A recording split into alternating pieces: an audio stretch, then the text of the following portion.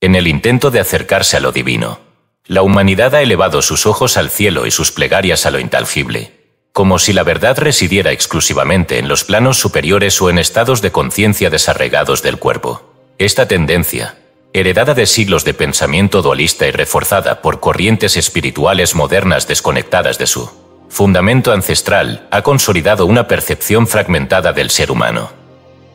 Se ha asumido, implícitamente, que lo espiritual es lo etéreo, lo elevado, lo abstracto y que el cuerpo, con su densidad, sus funciones fisiológicas y sus zonas oscuras, es apenas un vehículo menor, o peor aún, un estorbo para el alma. Esta división ha sido alimentada tanto por ciertas lecturas religiosas como por discursos pseudocientíficos que aún reproducen el prejuicio inconsciente de que la materia es menos digna que la mente, y que el cielo está en la cabeza. Sin embargo, las tradiciones más antiguas y menos distorsionadas muestran otra cosa, que el cuerpo humano no es una prisión del espíritu, sino su manifestación exacta. Y dentro de este cuerpo, no es la cabeza, ni el pensamiento, ni la palabra, el punto de partida de la sabiduría real, sino aquello que ha sido sistemáticamente ignorado, el centro bajo, el vientre, el abismo visceral donde se digiere no solo el alimento, sino también la memoria, el deseo, el linaje y el miedo. Este centro, conocido en distintas tradiciones como el Ara, el segundo cerebro, el Dantian, o el fuego de la tierra, ha sido el asiento silencioso de una inteligencia más antigua que la razón, más precisa que el lenguaje y más transformadora que la reflexión intelectual. La modernidad espiritual, incluso en sus versiones más sofisticadas, ha desplazado el foco hacia lo superior, hacia el chakra corona, la pineal, la conciencia expandida, ignorando que ninguna expansión es sostenible si no está arraigada en una digestión profunda. Y esta digestión no es solo biológica, es psíquica, energética y espiritual. En las entrañas se resuelven las batallas que la mente niega. Allí se sedimentan los traumas que el corazón no puede procesar. Allí residen, encapsulados, los ecos no expresados del linaje y las decisiones no tomadas del alma. Lo no dicho se acumula en el intestino como materia densa, y lo no digerido se convierte en el ruido de fondo que sabotea todo intento de claridad interior. Este libro no se propone ofrecer más información, ni nuevas teorías decorativas sobre la espiritualidad del cuerpo. Lo que se propone es invitar al lector a un proceso de reintegración, de retorno a un mapa antiguo que nunca fue destruido, solo olvidado. Se trata de restaurar la soberanía de lo bajo, no como un acto simbólico, sino como una corrección fisiológica, energética y existencial. En otras palabras, se trata de recordar que el verdadero trono del saber interior no está en la cima de la cabeza, sino en el silencio del abdomen, no en el aire de los conceptos, sino en el barro vivo del vientre que piensa. Cada capítulo de esta obra desplegará una capa distinta de esta verdad olvidada, y lo hará articulando ciencia y espiritualidad sin contradicción. Desde la neurociencia entérica hasta las prácticas herméticas de transmutación digestiva, desde los estudios sobre el microbioma hasta las visiones gnósticas del cuerpo como códice encarnado, desde la digestión fisiológica hasta la alquimia emocional. No habrá separación entre lo que es medible y lo que es invisible. La propuesta es radical porque es ancestral, que la digestión no es un proceso meramente orgánico, sino un acto sagrado de integración espiritual. Comienza aquí un recorrido que no va hacia lo alto, sino hacia lo profundo. El lector está invitado no a trascender su cuerpo, sino a descender en él. No a escapar de la materia, sino a revelarla como el templo donde la conciencia se hace carne. Lo que sigue no es una lectura, sino una excavación. El segundo corazón, el intestino como laboratorio espiritual. Escrito y publicado por Escucha tu subconsciente. Todos los derechos reservados. Hemos notado que más del 80% que visita en nuestro canal no está suscrito. Puede apoyar este proyecto presionando el botón de suscribirse y dándole me gusta al vídeo. Gracias por inspirarnos en seguir creando más y mejor contenido para ti. ¿Estás listo para transformar tu vida? Capítulo 1. La intuición digestiva, cuando el pensamiento nace en el abdomen. Durante siglos, la humanidad ha cometido un error sutil pero profundo, suponer que todo acto de pensamiento nace en la corteza cerebral. Este error, más que una falla científica, es una fractura ontológica. La concepción moderna del pensamiento, basada en la superioridad del cerebro y el lenguaje racional, ha eclipsado una verdad ancestral que hoy reaparece desde los márgenes de la neurobiología y las tradiciones espirituales olvidadas. Pensar no es una función exclusiva de la mente racional. Pensar es, ante todo, una forma de percibir desde lo profundo, y esa profundidad se encuentra, de manera tan literal como simbólica, en el vientre. El sistema nervioso entérico, hoy aceptado por la neurociencia como un segundo cerebro, no es un descubrimiento nuevo, sino una confirmación tardía de lo que los alquimistas, los chamanes y los místicos siempre sostuvieron, que existe una inteligencia silenciosa que opera desde las entrañas, que discierne, filtra, intuye y reacciona con una precisión que escapa al análisis discursivo. Michael Gerson, pionero de esta línea de investigación, afirmó en su obra The Second Brain que el intestino posee más de 100 millones de neuronas, más que la médula espinal, y opera con una autonomía parcial que no depende del cerebro superior. Este dato, en apariencia técnico, plantea una disrupción profunda. Si el intestino puede decidir por sí mismo ciertos procesos fisiológicos, ¿por qué no también ciertos procesos emocionales o intuitivos? Las antiguas escuelas herméticas, lejos de ignorar estas funciones, las colocaban en el centro de su cartografía espiritual. El vientre era el horno, el atanor, donde las sustancias internas eran sometidas al fuego transformador. La alquimia verdadera no se daba en los laboratorios externos, sino en la cocción invisible de las pasiones, los miedos, las memorias almacenadas en la mucosa psíquica del intestino. Y esto no es una metáfora. La ciencia actual ha demostrado que el intestino no solo digiere alimentos, sino que metaboliza emociones. El 90% de la serotonina del cuerpo, neurotransmisor clave en la regulación del estado de ánimo, se produce allí, no en el cerebro. Si el centro del bienestar emocional se encuentra en el abdomen, ¿cuánto tiempo más se seguirá enseñando que el alma habita solo en la cabeza o en el corazón? Es en este contexto que la intuición debe ser redefinida. La intuición no es una visión esotérica flotante, ni una inspiración aleatoria. Es una respuesta precisa del cuerpo a una información que aún no ha pasado por el filtro de la lógica. Y cuando esa información es percibida como amenaza, oportunidad o verdad, el primer lugar donde se manifiesta no es en la palabra ni en el pensamiento racional, sino en una contracción abdominal, una sensación visceral, una certeza no articulada. La intuición digestiva, entonces, no es una categoría menor de conocimiento, sino su raíz prelingüística. Es el conocimiento anterior al discurso, la verdad encarnada antes de ser explicada. Para comprender esto, basta observar la experiencia cotidiana, cuando se recibe una mala noticia. Antes de procesarla con claridad, ya se ha sentido un nudo en el estómago. Cuando se sospecha de alguien, aun sin pruebas, hay un retorcijón interno que precede al juicio consciente. Cuando una decisión se siente correcta, el cuerpo la asienta con una paz abdominal difícil de describir. Estas reacciones no son casuales ni simbólicas, son funciones neurológicas y energéticas que actúan desde un centro que ha sido sistemáticamente ignorado. Los evangelios gnósticos también hacen referencia a esta sabiduría interior. En el Evangelio de Tomás, Jesús afirma: cuando saquen lo que está dentro de ustedes, eso los salvará. Si no lo sacan, eso que no sacaron los destruirá. Aunque interpretado muchas veces de manera psicológica, este enunciado también puede leerse desde la fisiología espiritual: lo que está dentro, emociones no digeridas, impulsos reprimidos, verdades no metabolizadas, debe ser trabajado desde el centro digestivo, o acabará somatizándose en enfermedad, confusión o bloqueo del espíritu. No es casual que en muchas culturas, el intestino haya sido relacionado con el alma. En el hebreo antiguo, la palabra hermee, que significa intestinos, se usaba también para hablar de las emociones más profundas. En el mundo islámico sufí, el centro del abdomen era considerado uno de los puntos de manifestación de Aya en el cuerpo. Y en el budismo tántrico, el Dara es el centro de poder, desde donde se respira y se actúa con presencia. La modernidad ha hecho lo contrario, ha intelectualizado al ser humano hasta disociarlo de su biología profunda.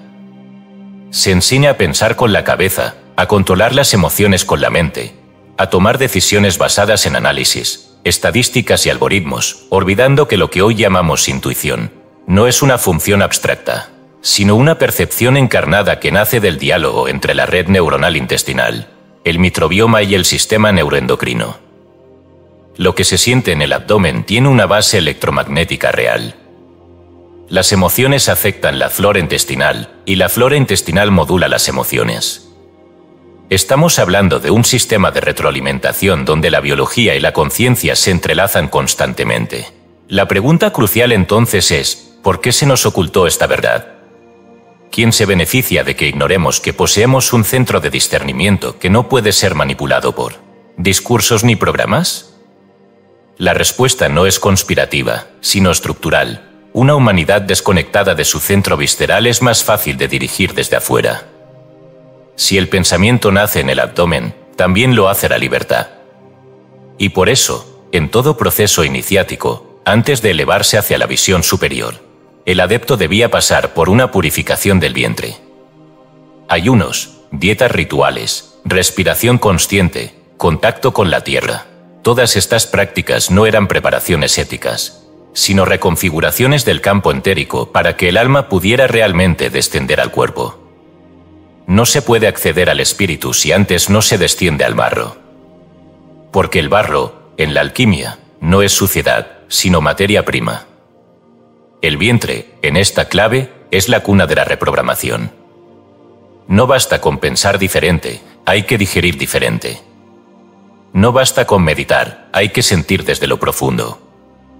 No basta con decretar, hay que defecar el pasado energético que se aloja en las paredes silenciosas del intestino.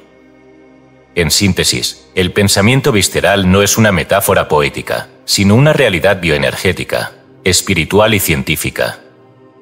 El intestino no solo es el segundo cerebro, es el primer maestro. Y solo cuando se honra su función como brújula silenciosa, puede el ser humano reconfigurar su percepción, recuperar su autonomía y dar paso a una nueva forma de saber que no se aprende, sino que se recuerda desde las vísceras. Porque en el fondo, lo que llamamos intuición no es más que la memoria de Dios hablándonos desde adentro. Capítulo 2. El laboratorio de lo no dicho. Trauma, represión y somatización en el tracto digestivo. Si el intestino es un centro de procesamiento no solo de alimentos sino de emociones, entonces debe aceptarse una consecuencia lógica que muchas tradiciones han susurrado, pero que apenas la ciencia comienza a entender: lo que no se expresa se somatiza, y lo que se reprime, tarde o temprano, busca expresión a través del cuerpo. El tracto digestivo, en este contexto, se revela como el gran laboratorio donde los residuos del alma no metabolizada se descomponen, se fermentan o se convierten en enfermedad. No se trata de un simbolismo metafórico, sino de una literalidad biológica con consecuencias espirituales. El Dr. Gabor Mate, uno de los médicos contemporáneos más rigurosos y lúcidos en la conexión entre trauma emocional y enfermedad física, ha señalado insistentemente cómo las experiencias de infancia no resueltas, las emociones negadas y los hábitos de supresión emocional están directamente correlacionados con patologías autoinmunes, trastornos digestivos y desórdenes del sistema nervioso. En su obra When the Body Says No, Mate documenta casos clínicos donde los pacientes, al no poder articular sus emociones por medio del lenguaje, desarrollan afecciones precisamente en los órganos encargados de la digestión, la absorción y la eliminación. Este fenómeno, si bien sorprende a la medicina tradicional, no resulta extraño para las escuelas esotéricas medievales. La alquimia interior entendía al cuerpo como un horno espiritual donde todo debía pasar por una cocción, simbólica para no pudrirse dentro del sistema. Cuando un dolor, una ira, un miedo o una culpa no son procesados, es decir, no son quemados por la conciencia activa, descienden hacia el vientre como residuos no integrados. Allí se alojan, no como imágenes mentales, sino como alteraciones bioquímicas, como tensiones musculares crónicas, como inflamaciones inexplicables. La analogía alquímica de la putrefacción encuentra aquí su manifestación fisiológica, lo no dicho se pudre, literalmente, en las profundidades intestinales. Y no es poesía ni superstición. El síndrome de intestino irritable, la enfermedad de Crohn, La colitis ulcerosa y las permeabilidades intestinales crónicas no son enfermedades exclusivamente digestivas. En muchos casos, son la voz somática de una emoción sostenida demasiado tiempo en silencio. Estudios recientes en psiconeuroinmunología han establecido que el estrés postraumático, la depresión y la ansiedad generan inflamación crónica en la mucosa intestinal, alteran la diversidad bacteriana del microbioma y afectan directamente la función inmunológica. Es decir, que la memoria emocional altera la química del tubo digestivo, y lo hace incluso cuando el paciente no tiene recuerdos conscientes del trauma. Lo que el alma olvida, el cuerpo recuerda. Aquí se introduce otro principio clave, el cuerpo como memoria de lo no dicho. En palabras de Bessel van der Kolk, psiquiatra y autor de The Body Keeps the Score, el cuerpo lleva la cuenta de todo aquello que la mente niega. Esta cuenta no es simbólica, es inmunológica, endocrina y neurológica. El intestino se convierte entonces en un archivo vivo de todo aquello que no se atrevió a emerger a la superficie. Cada espasmo, cada inflamación, cada sensación inexplicable en la región abdominal es un intento del cuerpo por expresar algo que fue suprimido.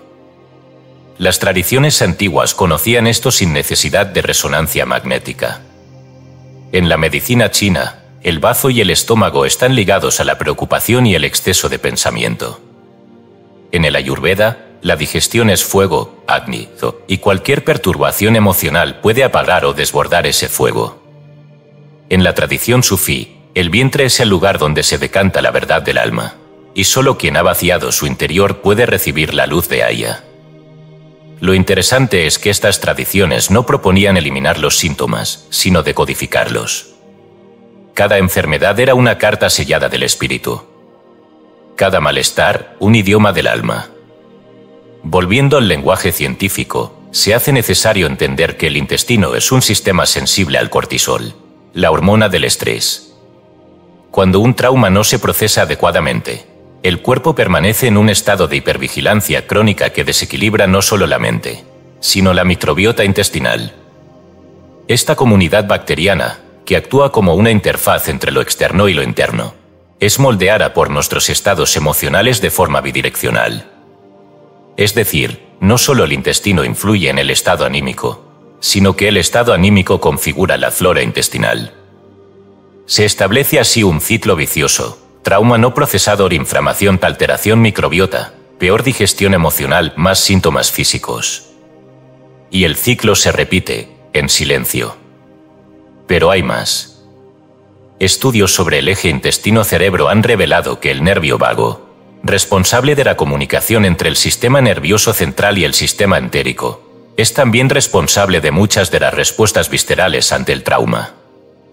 Cuando alguien ha vivido experiencias de terror o humillación, este nervio se desregula, afectando la movilidad intestinal, el ritmo cardíaco, la respiración y el sistema inmune. Aquí, la biología y el espíritu ya no son entidades separadas. Son dos modos de decir lo mismo. El lenguaje cotidiano incluso conserva esta sabiduría. Sentí un nudo en el estómago. Se me revolvió el estómago del susto. No puedo digerir lo que me dijo. Estas frases, lejos de ser metáforas, son descripciones somáticas precisas de un cuerpo que habla cuando la mente calla. Lo reprimido se vuelve ácido, se vuelve úlcera, se vuelve estreñimiento. Lo que no se evacúa emocionalmente, se enquista físicamente.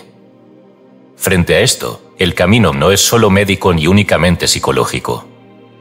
El camino es integral, requiere reconocer que el tracto digestivo no es solo una tubería para nutrientes, sino una catedral sensorial donde se procesan las emociones, se almacenan los recuerdos energéticos y se transmutan los residuos psíquicos.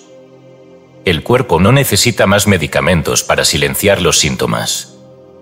Necesita rituales internos para decodificar sus mensajes. Necesita ser escuchado como se escucha a un sabio anciano que ha permanecido años en silencio, esperando el momento justo para hablar. Por eso, todo proceso de sanación profunda comienza por el vientre.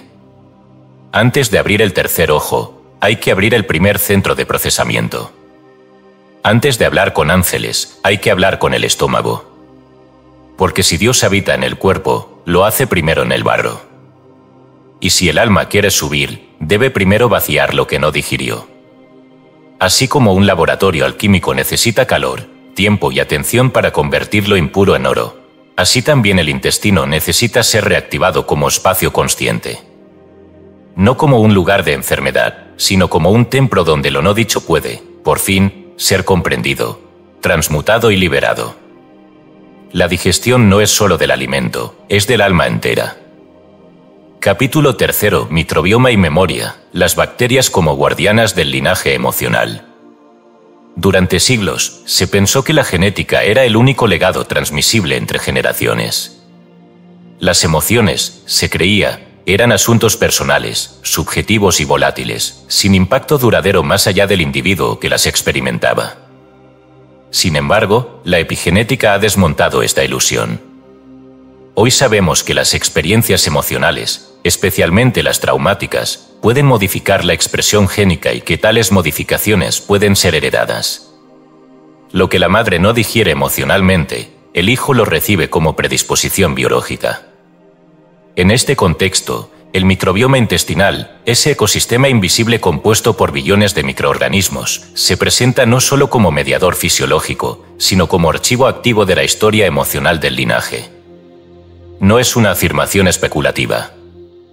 Estudios realizados en las últimas 2 décadas, especialmente por instituciones como el Weizmann Institute of Science y el Human Microbiome Project, han documentado que el estado emocional de una persona, incluyendo ansiedad, depresión y resiliencia al estrés, está directamente correlacionado con la composición y diversidad de su flora bacteriana.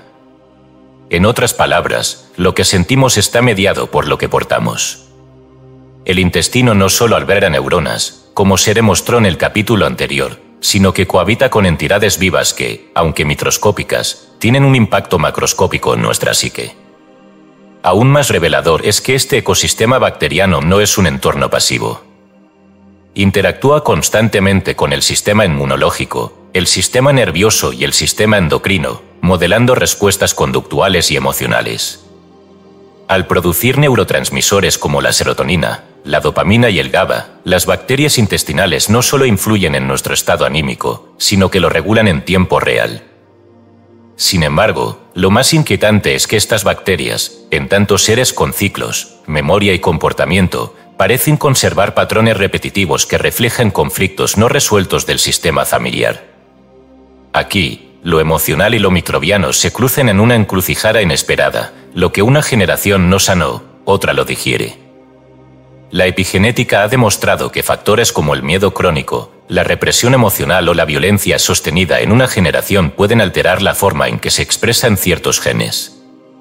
Estas alteraciones, lejos de quedar confinadas a la mente, se proyectan en la microbiota. El entorno interno se adapta a la emoción sostenida. Una familia marcada por la vergüenza o el silencio, por ejemplo, genera condiciones intestinales propensas a la inflamación, lo cual a su vez afecta la capacidad de procesamiento emocional en los descendientes. El círculo se cierra, emoción bacteria al cuerpo, emoción heredada. Desde las tradiciones espirituales antiguas, este conocimiento no resulta novedoso. El libro de Enoch, texto apócrifo y fundamental en ciertas corrientes gnósticas, alude a entidades internas que moldean la voluntad del hombre desde dentro.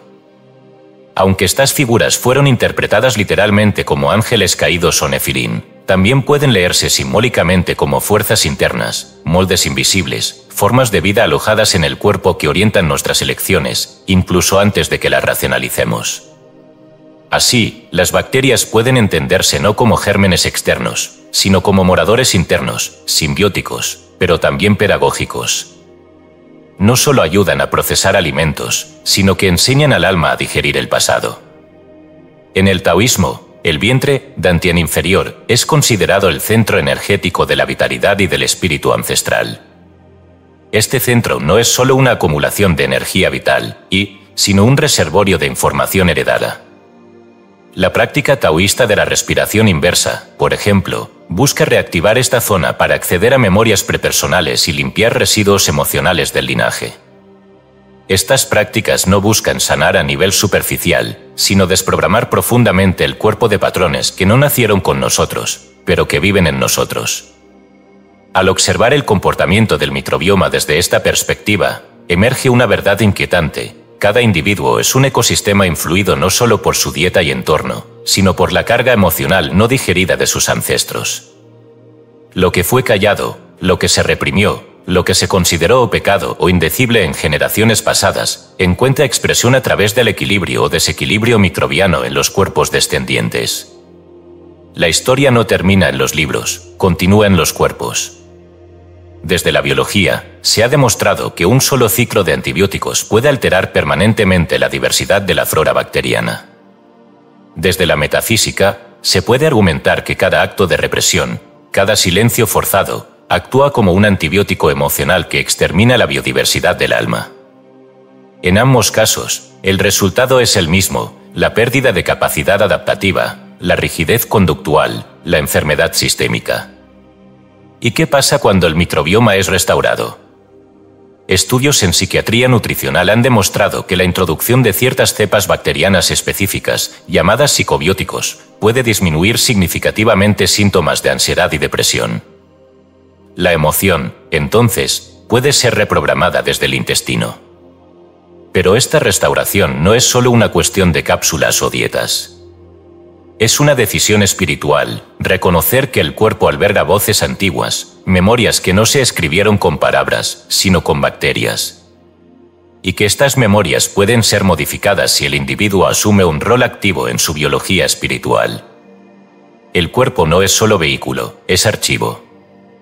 No solo almacena nutrientes, sino historia. El intestino no solo absorbe calorías, absorbe mandatos no expresados, pactos familiares tácitos, exilios emocionales. Cada individuo es heredero no solo de genes, sino de bacterias con biografías ocultas. Y todo lo que no se integra, se repite. Por eso, la sanación verdadera no puede prescindir del trabajo intestinal. No se trata de una limpieza digestiva superficial, sino de una transformación del ecosistema interno. Reestablecer un microbioma coherente, desde esta perspectiva, es reescribir la historia emocional de una familia.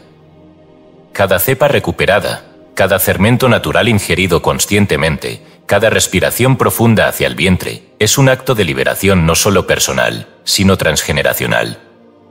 Así, comprender que el microbioma es mucho más que un conjunto de microorganismos permite redefinir la relación con el cuerpo entero. Las bacterias dejan de ser vistas como simples aliadas digestivas y comienzan a entenderse como guardianas, como pequeños monjes silenciosos que vigilan la frontera entre lo heredado y lo elegido, entre el miedo repetido y la libertad encarnada. El alma no está sola. Viaja acompañada de un ejército invisible que responde a cada pensamiento, cada emoción, cada alimento, cada recuerdo.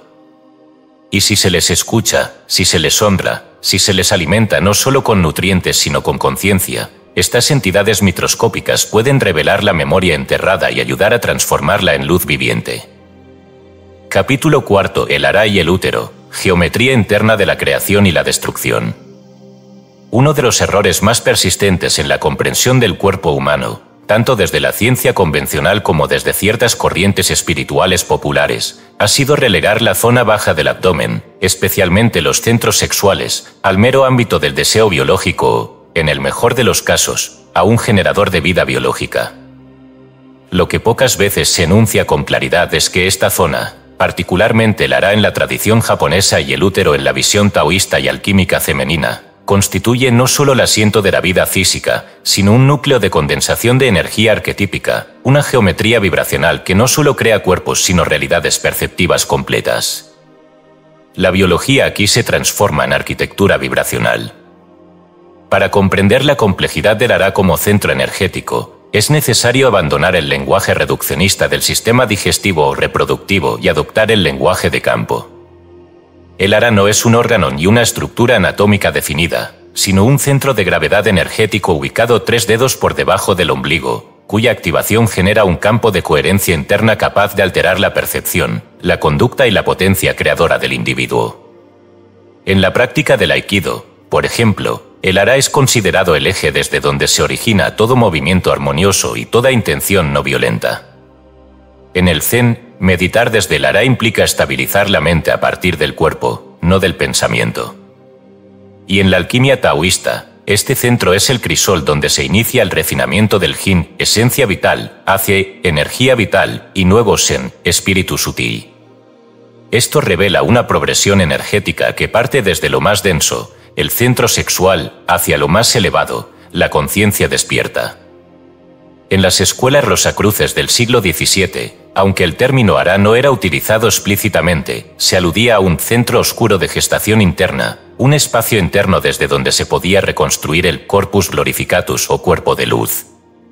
Este proceso no comenzaba en la cabeza ni en el corazón, sino en el vientre profundo, desde donde el alquimista debía morir simbólicamente para renacer en un cuerpo regenerado. La destrucción, en esta lógica, no era un acto violento ni negativo, sino el colapso necesario del yo condicionado para que pudiera emerger una estructura más afinada con el logos interno. El Ara, en este sentido, es tanto útero como horno, tanto matriz como cripta.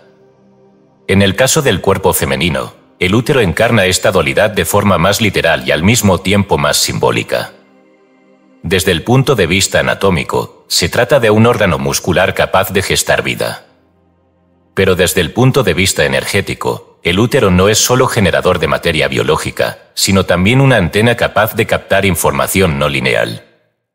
En las tradiciones de ginecología espiritual, como las desarrolladas por Aviva Romo Rosita Arvigo, se afirma que el útero guarda memorias no solo personales sino transgeneracionales. La experiencia de aborto, parto, violación, pérdida o placer extremo queda registrada en las paredes uterinas y, al no ser integrada, puede derivar en desequilibrios hormonales, patrones relacionales repetitivos o enfermedades psicosomáticas específicas.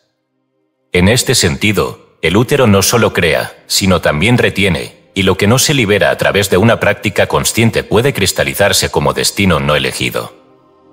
Desde la física, se ha comenzado a hablar de la energía cinética como fuerza transformadora interna, no solo para describir el movimiento visible, sino para analizar los flujos internos de energía corporal.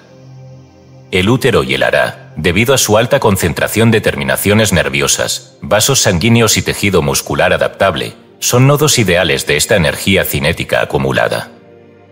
A través de prácticas como el Qigong, el yoga tántrico y la respiración holotrópica, se ha demostrado que activar esta zona produce una redistribución energética que puede llevar a desbloqueos emocionales intensos, trances visionarios e incluso la desprogramación de memorias celulares. Este no es un fenómeno espiritual sin base, sino un proceso fisiológico que involucra la liberación de oxitocina, dopamina y endorfinas, sustancias que, a su vez, facilitan estados ampliados de percepción. El tantrismo Kashmiro ya advertía que la sexualidad humana es el modo más directo de acceder al espacio sagrado sin intermediarios. No por su carácter placentero, sino por su capacidad de disolver el yo si es dirigido desde la conciencia. El vientre, entonces, no es el lugar donde se baja la energía, como temen algunas doctrinas dualistas, sino el lugar donde se inicia la transmutación. Toda iluminación que ignore esta zona será ilusoria, porque desconectará al espíritu del barro que lo sostiene. Ahora bien, ¿por qué este conocimiento ha sido sistemáticamente reprimido o ridiculizado por la cultura dominante? Porque el control del cuerpo comienza por la castración simbólica del vientre. La represión del placer, la medicalización de la menstruación, el silenciamiento del aborto, la moralización de la energía sexual, todas son estrategias históricas para desacralizar el centro donde se gesta el poder de creación y destrucción. Al convertir el sexo en tabú y el útero en enfermedad, se ha desplazado la conciencia del poder hacia estructuras externas, iglesias, estados, sistemas. Recuperar el Ara y el útero como centros de soberanía no es un acto de rebeldía, sino un acto de restauración. Existen, incluso en la ciencia reciente, tímidos reconocimientos de esta verdad. Las investigaciones del Dr. Pearce sobre los neuropéptidos han revelado que cada célula del cuerpo tiene capacidad de sentir, procesar y responder a información emocional. Esto significa que el cuerpo es un organismo de conciencia distribuida, no una máquina dirigida desde el cerebro.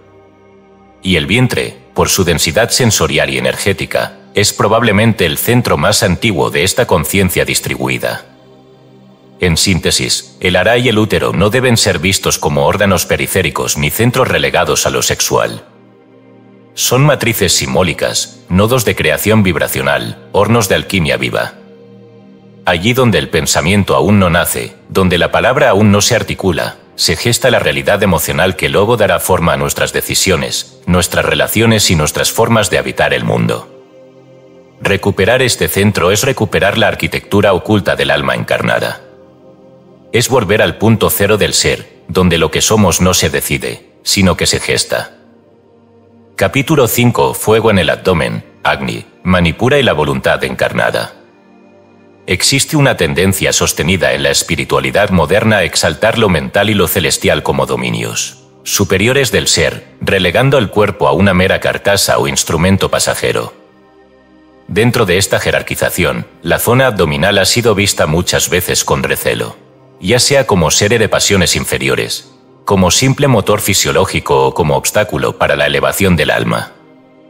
Sin embargo, una mirada integral y profunda, tanto desde las tradiciones espirituales más antiguas como desde la ciencia contemporánea, desmiente esa fragmentación.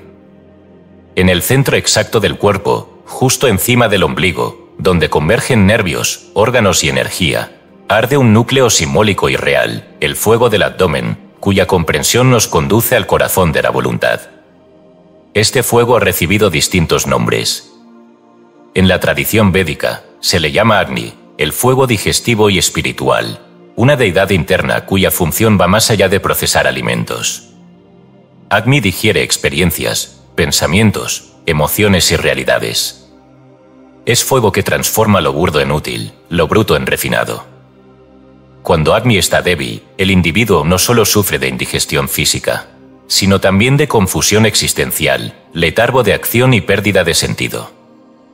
Desde la perspectiva ayurvédica, una persona sin fuego interno activo no puede actuar con claridad, no puede tomar decisiones que integren razón y corazón. Todo en su vida se vuelve una repetición inercial de patrones que nunca logra metabolizar. Este fuego también es el centro del tercer chakra en la tradición hindú, Manipura, literalmente, la ciudad de las joyas. Se le asocia con el color amarillo, con la función del plexo solar y con la afirmación de la identidad. Manipura no es una metáfora poética, sino una descripción energética precisa de un punto en el cuerpo desde donde emana fuerza, identidad, soberanía. Es allí donde la voluntad se condensa antes de hacerse acción. La medicina china, por su parte, ubica en el centro del abdomen el meridiano del bazo y del estómago, dos órganos vitales no solo para la nutrición, sino para el pensamiento claro. La tradición taoísta va más allá y ubica en esa zona el campo del cinabrio medio, un crisol donde se alumbra la energía vital convertida en intención. La neurociencia moderna ha comenzado, sin proponérselo, a confirmar estas intuiciones antiguas. El plexo solar, una red de nervios que se extiende desde el diafragma hasta los intestinos, contiene más neuronas que la médula espinal. Este sistema entérico, en comunicación constante con el cerebro, modula estados de ánimo, percepciones de seguridad y disposición a la acción. Una sobrecarga emocional o una represión sostenida se manifiestan en esta zona como opresión, inflamación, náusea o bloqueos energéticos difíciles de rastrear médicamente. El cuerpo, en especial el vientre, experimenta primero lo que luego se racionaliza como pensamiento o emoción. El fuego, entonces, no es solo digestivo. Es una interfaz entre lo invisible y lo tangible. En las escuelas cabalísticas, el fuego interior no es ajeno. El Tiferet, centro de equilibrio entre severidad y misericordia en el árbol de la vida, está asociado al corazón, pero también a la fuerza de la voluntad moral encarnada. Para que el Roch, espíritu consciente, se manifieste en el mundo, debe atravesar el centro del cuerpo, la zona donde se cruzan las energías de vida y juicio. Esa región debe estar purificada, abierta y vibrante. Un fuego en equilibrio. Si arde demasiado, consume; si está débil, nada se transforma. Prácticas ancestrales como la respiración diafragmática han sido formas de activar y dirigir este fuego. Al expandir el abdomen en la inhalación y contraerlo en la exhalación, se masajea el plexo solar, se estimulan los nervios entéricos y se regula el sistema nervioso autónomo. Esta técnica, hoy enseñada en clínicas de manejo del estrés, tiene orígenes en el pranayama védico y en las prácticas respiratorias sufíes. Respirar desde el abdomen, y no desde el pecho, no solo oxigena mejor, enciende la voluntad encarnada. Es como avivar las brasas de un hogar que ha sido descuidado. El ayuno consciente es otra práctica ancestral con fuerte impacto en este centro. Más allá del dogma religioso, el ayuno ha sido, en casi todas las tradiciones, un método para reencender el fuego de la claridad. Al reducir el consumo de materia, se obliga al cuerpo a reciclar y transmutar lo viejo. En términos bioquímicos, esto se traduce en autofagia celular, reducción de inflamación y mayor agudeza mental. En términos energéticos, significa abrir espacio para una nueva dirección. Un vientre vacío pero lleno de intención es un espacio fértil para la verdadera voluntad, no la impulsiva ni la heredada, sino la deliberada. Este fuego abdominal también ha sido usado como catalizador de ejercicios tántricos. El llamado fuego serpentino, que sube por la columna, malinterpretado como puro erotismo, se origina en esta zona. La energía sexual, cuando no es disipada en actos inconscientes, asciende por el canal central del cuerpo y activa la glándula pineal, el hipotálamo y la pituitaria. Pero su punto de partida es la activación del fuego en el abdomen, no en el corazón ni en la mente. Esto lo sabían los yogis, los cabalistas y los chamanes andinos. El fuego inferior no es enemigo del espíritu, es su propulsor. ¿Por qué, entonces, tantos caminos espirituales modernos temen este fuego? Porque implica acción, decisión, transformación. No se puede meditar sobre una montaña sin ser transformado si el vientre está encendido. No se puede fingir iluminación si el fuego interno no está ardiendo con dirección y propósito. Este fuego quema la mentira, el autoengaño, la neutralidad falsa. Nos obliga a elegir, a actuar, a decir no, a decir sí, a convertir el pensamiento en camino. La voluntad encarnada no nace en la mente racional, sino en el abdomen despierto. Una persona puede tener convicciones elevadas, ideas brillantes, teorías espirituales coherentes, pero si su plexo solar está aparado, nada de eso se vuelve mundo. La coherencia entre pensamiento, emoción y acción comienza en el vientre. Allí se cuece, literalmente, la realidad personal. Por eso, activar este fuego es una responsabilidad y un privilegio. No hay iluminación sin digestión energética. No hay visión sin acción encarnada. Y no hay voluntad pura sin fuego bien dirigido. Activar este centro no es complejo, pero sí exige presencia.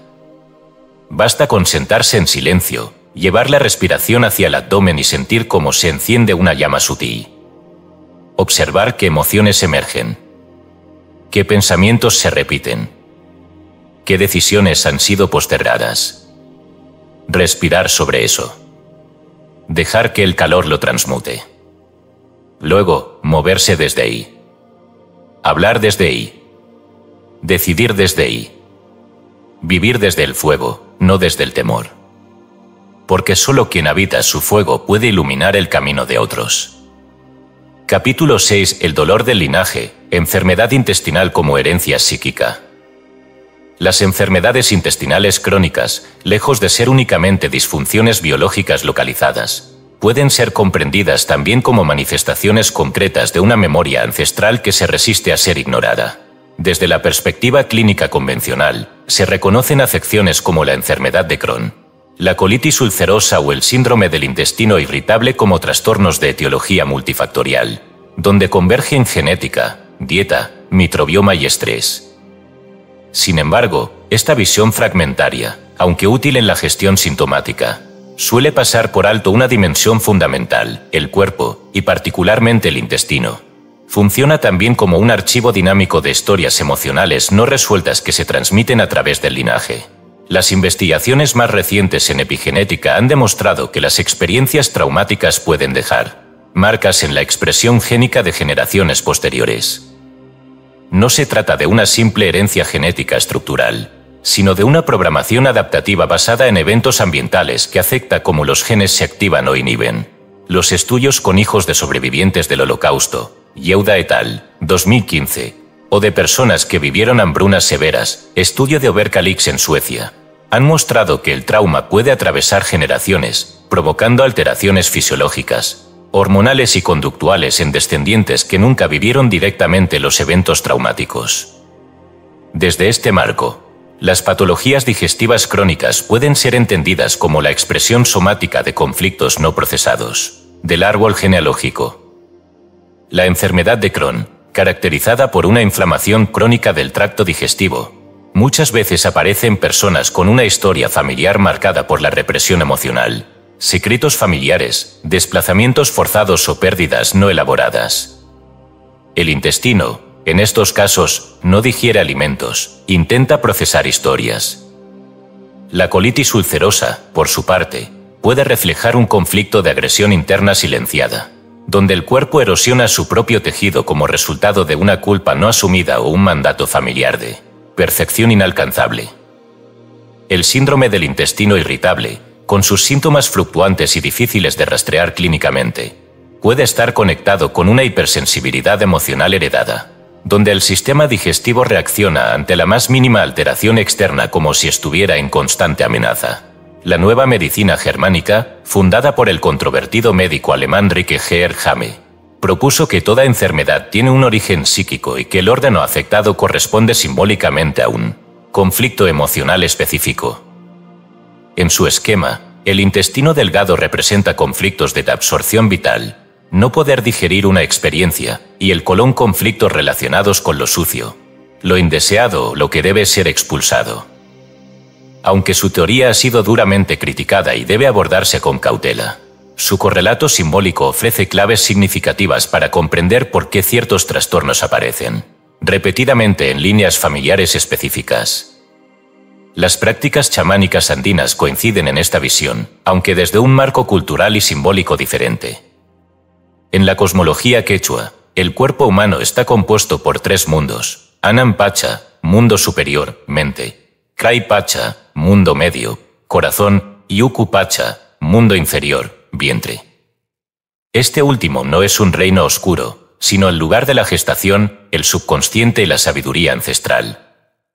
Cuando un conflicto familiar no es sanado, se entierra simbólicamente en el Uku Pacha, que se corresponde topográficamente con el vientre humano. Las dolencias en esa zona son, para los curanderos andinos, la señal de que algo no se ha dicho, no se ha llorado o no se ha perdonado.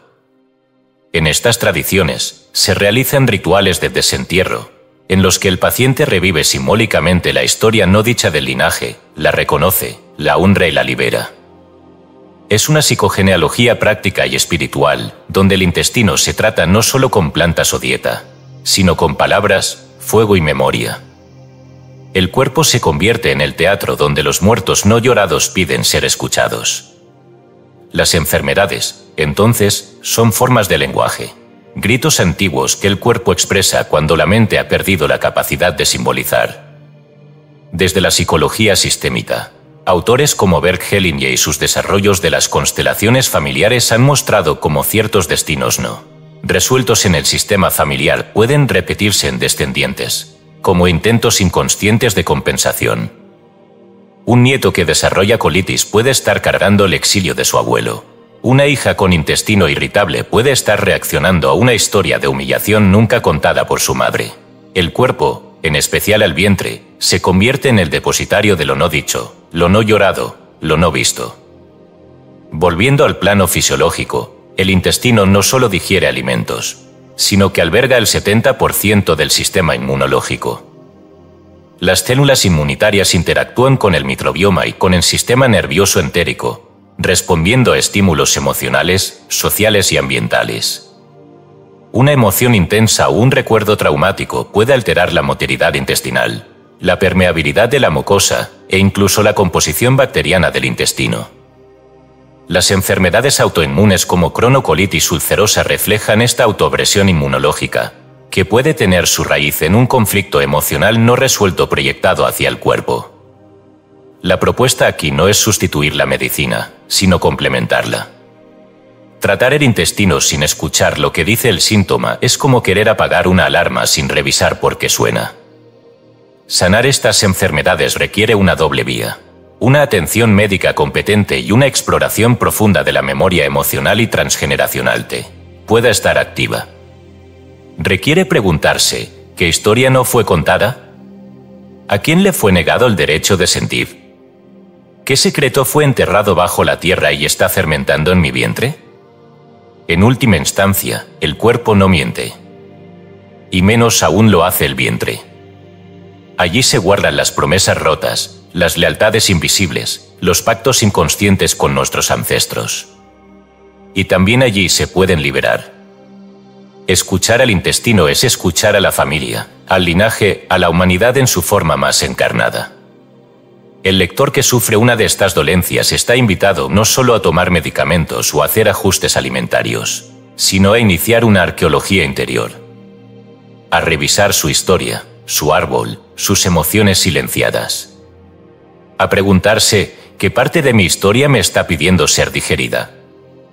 Porque quizá, detrás de cada dolor intestinal, no haya solo una bacteria o una inflamación, sino un abuelo no llorado, una decisión injusta, una palabra jamás pronunciada. Y quizás el alivio comience, no con un diagnóstico, sino con el reconocimiento. Capítulo 7. Alquimia digestiva, de lo denso a lo sutil. El acto de comer ha sido reducido, en la mayoría de las culturas modernas, a una función biológica meramente utilitaria, ingestión de calorías, reparto de macronutrientes, mantenimiento de peso corporal.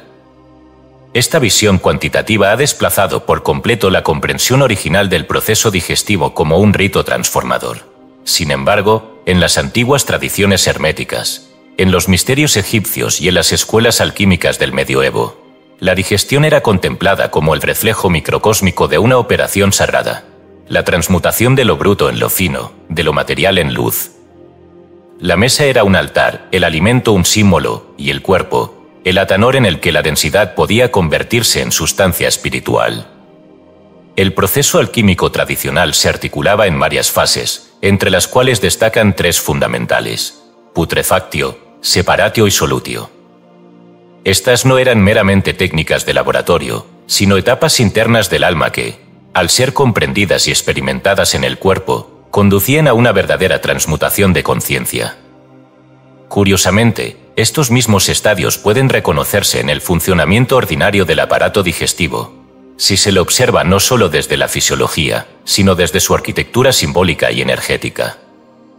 La putrefactio, primera fase de la obra negra alquímica, consistía en la descomposición de la materia inicial. Era vista como una muerte necesaria para que lo nuevo pudiera surgir. En términos digestivos, esta fase corresponde al inicio del proceso digestivo, en donde el bolo alimenticio es reducido, fragmentado y disuelto por los ácidos gástricos y las enzimas del estómago. Lo que entra al cuerpo como una unidad estructurada, alimento, sustancia, forma, debe ser destruido para poder ser asimilado. Desde una mirada esotérica, esta fase representa la renuncia a las estructuras rígidas de percepción. Al masticar y desintegrar lo externo, el cuerpo nos recuerda que ningún conocimiento puede ser realmente incorporado sin pasar por la muerte del juicio previo. Comer implica dejar morir. La separatio, segunda fase, implica la distinción entre lo útil y lo inútil, entre lo esencial y lo residual. A nivel digestivo, esta fase tiene su reflejo en la absorción de nutrientes por las vellosidades intestinales, mientras que las sustancias no digeribles son encaminadas hacia la excreción. En alquimia, esta separación era vista como una operación de discernimiento espiritual, saber qué parte de una experiencia puede ser integrada como sabiduría y cuál debe ser liberada como residuo. En este sentido, el intestino delgado no solo selecciona minerales, vitaminas y aminoácidos, también actúa como un filtro simbólico entre lo que debe permanecer y lo que debe dejarse ir. El cuerpo no solo digiere comida, digiere eventos, palabras, decisiones, errores. La tercera etapa, la solutio, implica la disolución de lo ya separado en una sustancia más sutil, más receptiva, más maleable. En el cuerpo, esta etapa se manifiesta en la transformación del alimento absorbido en sangre y su posterior incorporación a tejidos y sistemas. La materia ha dejado de ser materia, se ha convertido en energía, en vida, en pensamiento, en visión. Esta etapa refleja el paso de la percepción bruta a la conciencia expandida. La alquimia no es otra cosa que la comprensión de que todo acto fisiológico tiene una dimensión metafísica. No se trata de elevarse por encima del cuerpo, sino de comprender que en su funcionamiento se ocultan las claves del espíritu. Desde el punto de vista de la neurofisiología moderna, los efectos del acto digestivo van mucho más allá del tracto gastrointestinal. Numerosos estudios han demostrado que la calidad de la digestión influye directamente en la producción de neurotransmisores como la serotonina, el GABA y la dopamina. El 95% de la serotonina corporal, por ejemplo, se produce en el intestino, lo que transforma al proceso digestivo en un regulador emocional de primer orden. Así, el tipo de alimento ingerido, el contexto emocional en el que se come y el estado del sistema digestivo tienen un impacto directo en la percepción de la realidad, el estado de ánimo y la claridad mental. Lo que se digiere modifica lo que se piensa. Y más aún, cómo se digiere revela cómo se vive. La alquimia, lejos de ser una superstición antigua, fue una forma de conocimiento integrada. Su lenguaje simbólico era una forma de proteger y transmitir verdades universales sobre los procesos de transformación interna. Por ejemplo, el texto hermético Turba Philosophorum afirmaba que todo lo que es cocido por fuego se vuelve más puro si se cuece con paciencia y reverencia. Esta frase, aplicada a la digestión, resuena con lo que hoy comprendemos como la necesidad de activar el sistema parasimpático, descansar y digerir, para una asimilación efectiva. Comer sin prisa, sin distracción, en estado de atención presente, es literalmente encender el fuego alquímico correcto. En muchas tradiciones antiguas, el acto de comer estaba acompañado de rituales previos, bendición del alimento, agradecimiento, silencio, contemplación. Estos gestos no eran devocionales en el sentido religioso estricto, sino operaciones psíquicas que disponían al cuerpo a una digestión profunda, no solo del alimento sino del instante. Comer era estar presente. Esta conciencia ha sido completamente sustituida por la mecanicidad, la velocidad, la distracción digital y la desconexión sensorial. El resultado no es solo dispepsia o sobrepeso, es la incapacidad de integrar la experiencia. El alimento es la forma más directa que tiene el entorno de entrar en nosotros. Cada bocado es una decisión vibratoria. Cada comida es una enseñanza en forma sólida. Si se come en estado de agresividad, angustia o juicio, se introduce esa vibración en el sistema nervioso entérico. El estómago y el intestino interpretan la señal emocional como una alerta y responden cerrando la digestión, reduciendo la absorción y derivando la energía hacia la respuesta de defensa. Así, lo que debía nutrir se convierte en carga. La digestión entonces, más que un proceso de descomposición y absorción, es un espejo de cómo el alma se abre o se resiste al mundo. Desde la Cábala práctica, se enseña que el fuego interno, Espenimi, es lo que permite transmutar lo mundano en sagrado. Este fuego no es metafórico, tiene correspondencia en el metabolismo, en el calor digestivo, en el Agni ayurvédico. Si este fuego está débil, todo lo que se introduce al cuerpo genera fermentación, toxicidad y peso. Si el fuego está demasiado intenso, quema antes de transformar. En equilibrio, este fuego convierte lo burdo en sustancia elevada, las emociones densas en compasión, los pensamientos repetitivos en visión, la comida en claridad. Así como el alquimista debía regular el calor del horno con precisión, el ser humano debe cultivar el equilibrio digestivo con atención, autoconocimiento y disciplina. La digestión, entonces, no es un mecanismo, es una enseñanza encarnada. Un rito diario que puede volverse un camino iniciático. Si el lector desea comenzar una práctica espiritual concreta, debe empezar por comer de otra manera. No se necesita un nuevo dogma ni una nueva técnica esotérica. Se necesita volver a masticar. Volver a respirar entre bocado y bocado. Volver a agradecer. Volver a estar. Porque la verdadera alquimia no está en transmutar metales, sino en aprender a recibir el mundo, descomponerlo, discernirlo y volverlo parte de uno mismo sin que lo exterior destruya lo esencial. La digestión como alquimia no es una metáfora, es una mecánica espiritual. Capítulo 8. Decisiones viscerales. El vientre como radar de realidad. Durante siglos, la toma de decisiones ha sido concebida como un ejercicio puramente mental, una operación racional dirigida por el juicio, la lógica y la comparación entre opciones. Esta narrativa, originada en el racionalismo ilustrado, ha desplazado una forma más antigua y profunda de saber, la decisión visceral. Aquella que no emerge de la deliberación prolongada ni del análisis intelectual, sino de una certeza que aparece en el cuerpo sin previo aviso, frecuentemente localizada en el abdomen. Lo que muchos llaman corazonada o instinto no es una figura del habla. Es una respuesta neurofisiológica concreta, emitida por la red neuronal entérica. El sistema nervioso entérico, o segundo cerebro, es una estructura autónoma que alberga entre 200 y 600 millones de neuronas distribuidas a lo largo del tracto gastrointestinal. Su funcionamiento no depende del cerebro central y puede procesar, almacenar y responder a estímulos sin intervención cortical.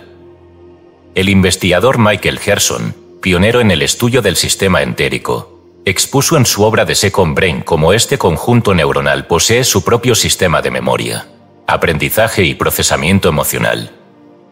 La toma de decisiones viscerales, por tanto, no se explica como un fenómeno psicológico meramente proyectivo, sino como una lectura biológica real de los campos energéticos, emocionales y conductuales involucrados en una elección. El vientre percibe lo que la mente todavía no articula. En contextos de riesgo, duda o incertidumbre, el sistema entérico analiza patrones electromagnéticos, señales químicas y estados emocionales del entorno, generando una respuesta que se manifiesta como nudo, vacío, presión o expansión abdominal. La sabiduría antigua intuía esta verdad. El lenguaje popular, en todas las culturas, conserva frases como «se me revolvió el estómago», «me dio mala espina» o «lo sentí en las tripas». Estos no son dichos sin fundamento, sino expresiones codificadas de una fisiología espiritual olvidada. Desde una perspectiva de coherencia psicoenergética, estudios como los del Earth Institute han demostrado que existe una comunicación bidireccional entre el corazón, el cerebro y el intestino. Esta red de información electroquímica y vibracional permite que las señales generadas por el intestino puedan modular la actividad del sistema nervioso central y alterar percepciones cognitivas. El intestino puede, literalmente, cambiar la forma en que pensamos. A esto se suma la producción masiva de neurotransmisores como serotonina y dopamina, que no solo regulan el estado de ánimo, sino que condicionan la forma en que percibimos una decisión, segura o amenazante, liviana o pesada, clara o confusa. Pero, ¿cómo distinguir entre una verdadera intuición visceral y una reacción condicionada por el miedo, el trauma o la programación mental? Aquí reside uno de los núcleos más importantes de este capítulo. El cuerpo siempre habla, pero no siempre dice la verdad absoluta, muchas veces. Repite patrones de supervivencia aprendidos. Una contracción en el vientre puede ser una advertencia auténtica ante un peligro real, o puede ser la activación de una memoria traumática proyectada en el presente. Para discernirlo, es necesario desarrollar una práctica de autoobservación minuciosa, que permita diferenciar entre intuición genuina y automatismo emocional. La intuición verdadera no se acompaña de ansiedad, urgencia ni necesidad de huida. Es una certeza tranquila, sin excitación ni euforia. No grita. No convence. Solo indica. En los sistemas filosóficos antiguos, como el taoísmo, se entendía que la sabiduría corporal precedía al pensamiento estructurado. El vientre, el ara, era el centro de gravedad física y espiritual del ser humano. Se enseñaba que todo acto debía ser aprobado por esa zona antes de realizarse.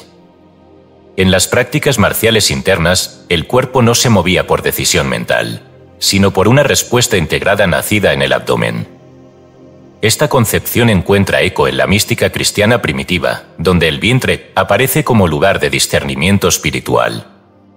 En Lucas 1:41, cuando María saluda a Isabel, se dice que la criatura saltó en su vientre, al escuchar su voz.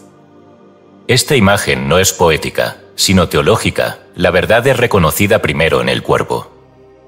la coherencia entre las señales del vientre, el corazón y el cerebro constituye lo que algunos llaman inteligencia somática. Una decisión tomada desde esta tríada tiende a generar acciones sostenibles, congruentes y energéticamente limpias. En cambio, cuando la decisión es tomada solo desde la mente, sin consulta corporal, suele generar desgaste, contradicción interna y efectos colaterales.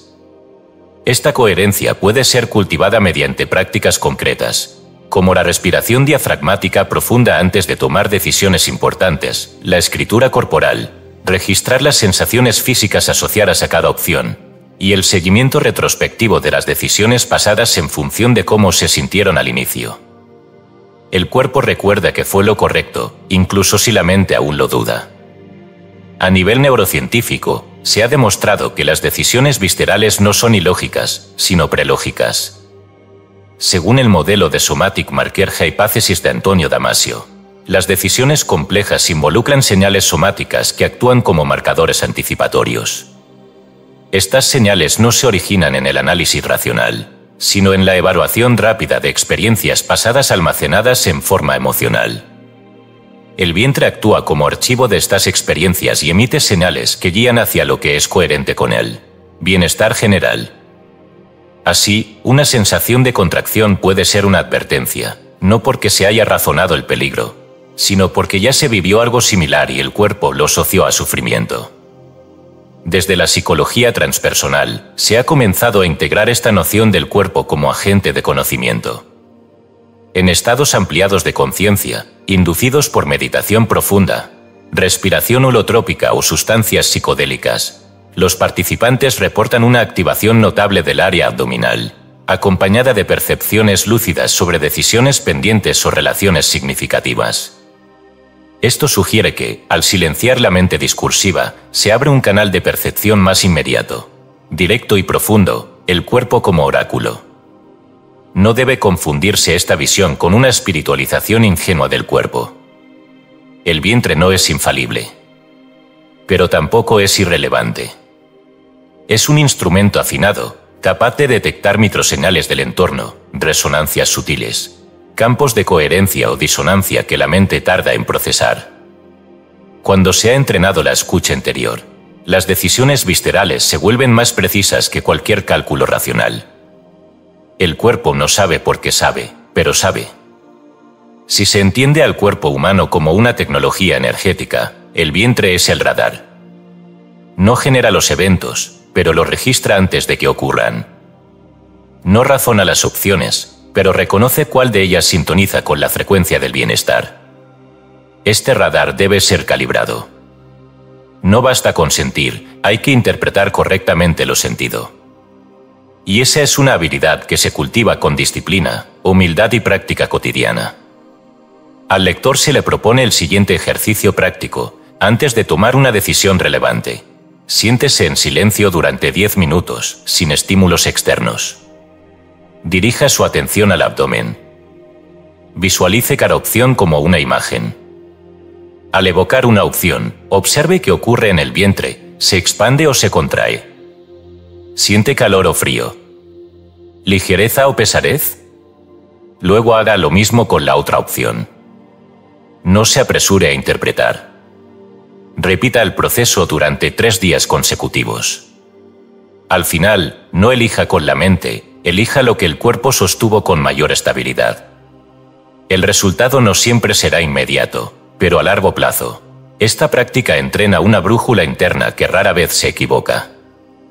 Las decisiones viscerales no son caprichos emocionales, son respuestas complejas, integradas, ancestrales. En un mundo saturado de ruido mental, recuperar esta vía de conocimiento es un acto de reconexión con lo real. Porque lo verdadero no siempre se piensa, pero siempre se siente. Capítulo 9. El vacío que cura, ayuno, silencio digestivo y reversión molecular.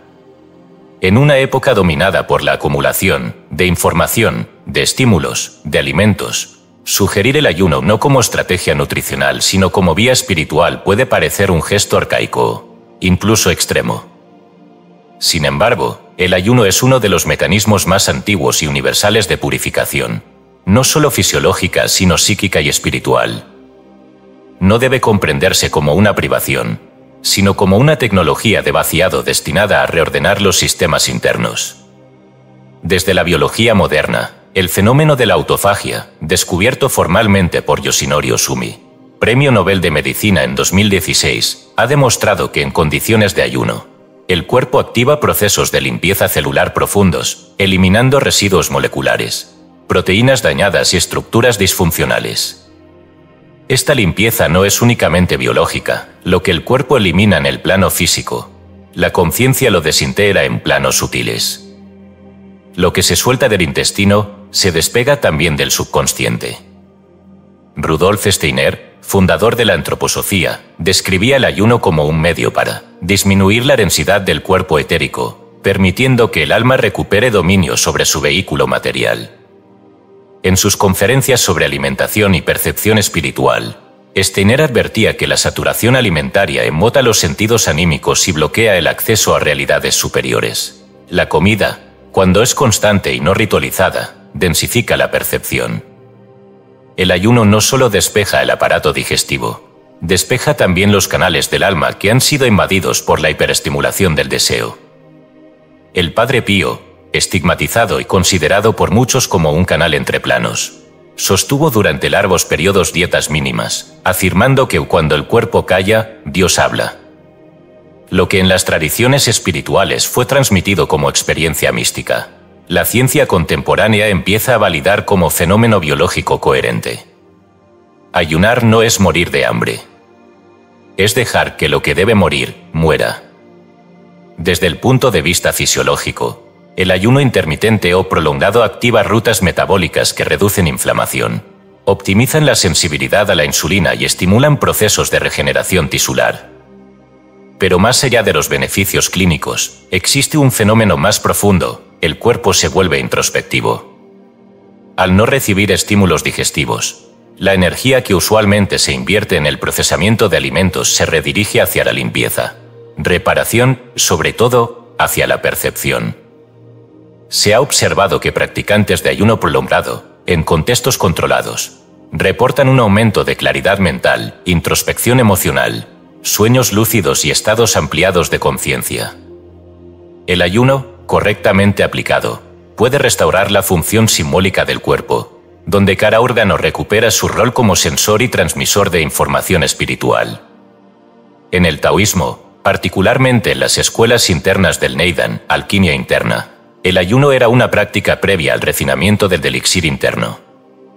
La llamada respiración del vacío consistía en no ingerir alimentos durante ciclos específicos del calendario lunar, combinando la abstinencia física con prácticas de transmutación energética.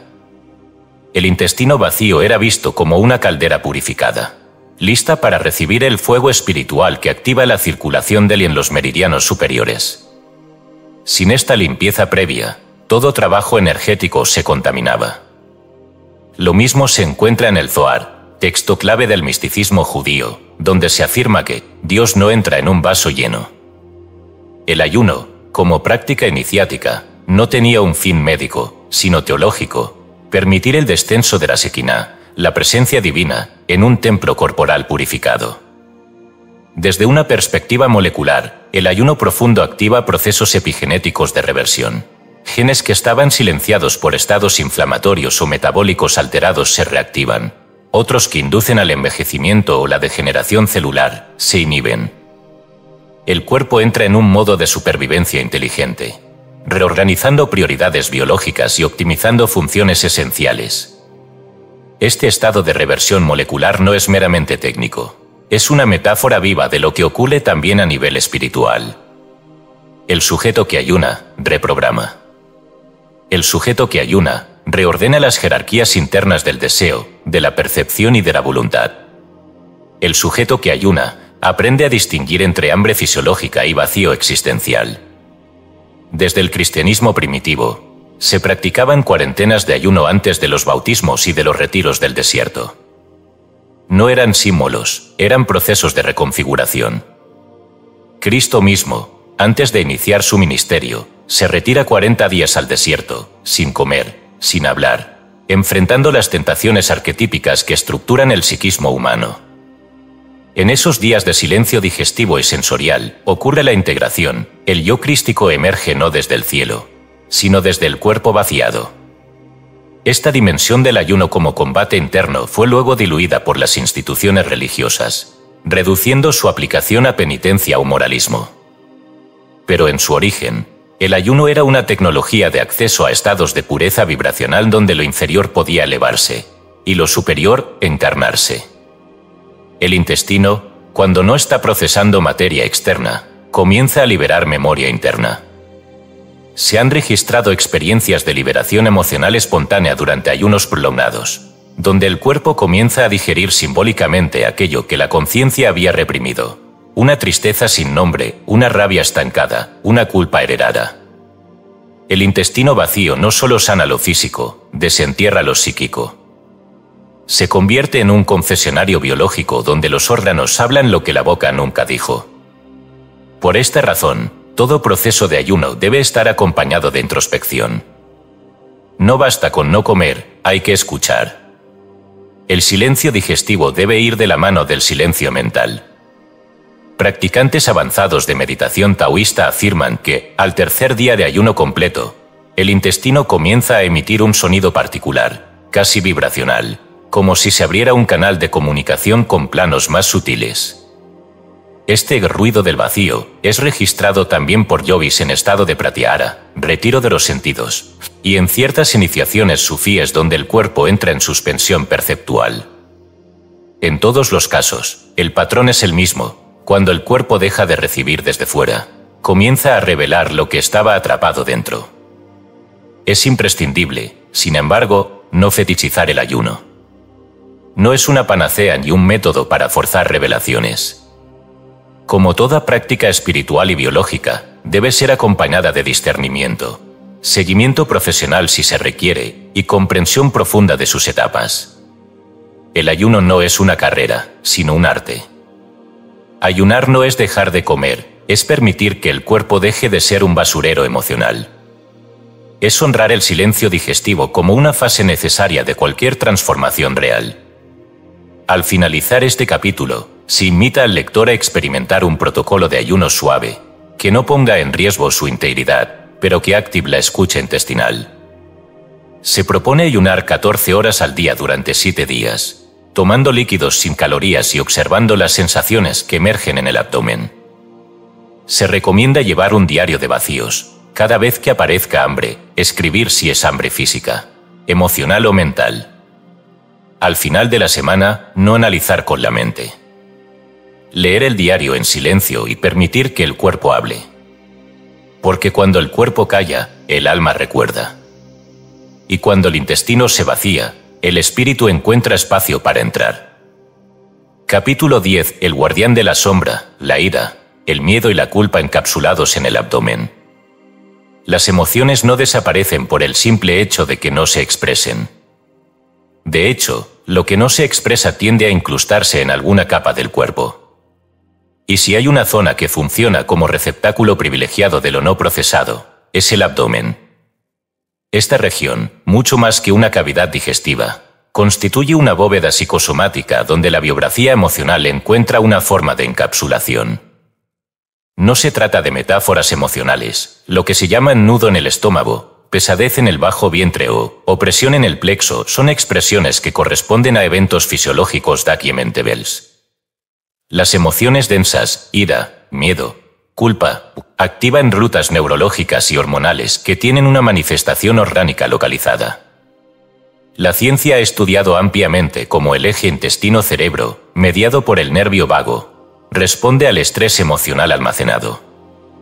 Pero lo que permanece ausente del discurso médico convencional es el reconocimiento de que este almacenamiento no es accidental, ni solo biológico. Es también simbólico, espiritual y arquetípico. El tantrismo, particularmente en su versión más esotérica no sexualizada, presenta una comprensión precisa de cómo el vientre contiene energías represadas que, si no son transmutadas, crean bloqueos perceptivos severos.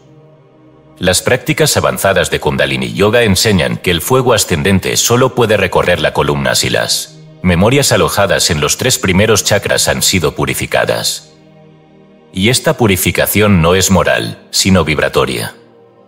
La ira se estanca en el hígado, el miedo en los riñones, la culpa en el colon y los órganos sexuales. Esta tríada emocional conforma lo que podríamos llamar el nudo de la sombra visceral, una estructura energética que actúa como filtro de la realidad y que impide la integración de niveles superiores de conciencia. Desde la perspectiva gnóstica, el cuerpo humano es un contenedor de iones, es decir, potencias arquetípicas. El Evangelio de la Verdad, uno de los textos de Nara Mahdi, dice que la ignorancia del Padre engendra temor, y el temor se condensa en forma de niebla en el cuerpo del hombre. Esta niebla, según la exégesis hermética, es el residuo de las pasiones no integradas. El vientre, como receptáculo inferior, funciona como crisol donde esta niebla se coagula en formas densas, lo que en la alquimia interna se conocía como sombra pesada. En términos prácticos, esto se traduce en dificultades para actuar con claridad, compulsiones emocionales, enfermedades psicosomáticas y un estado de confusión vital que parece no tener causa externa inmediata, pero que brota con intensidad cada vez que se detona una emoción. Estudios recientes sobre el nervio vago, conducidos por investigadores como Stephen Porges, han demostrado que este nervio, el más largo del sistema parasimpático, actúa como interfaz entre cerebro, corazón e intestinos. Es responsable de la regulación de respuestas de miedo, ira o relajación. El estado de tono vagal bajo se correlaciona con trauma, ansiedad crónica y dificultades para sentir seguridad interna. ¿Qué significa esto en términos energéticos? Que la energía vital, cuando no circula por canales coherentes, se convierte en carga atrapada. Y esa carga atrapada no flota en el éter, se deposita, se compacta, se densifica en regiones específicas.